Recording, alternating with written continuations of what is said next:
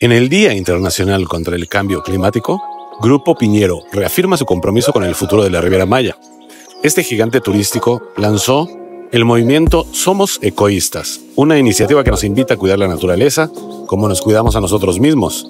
Con acciones que van más allá de reducir el impacto, buscan un turismo regenerativo que transforme los destinos.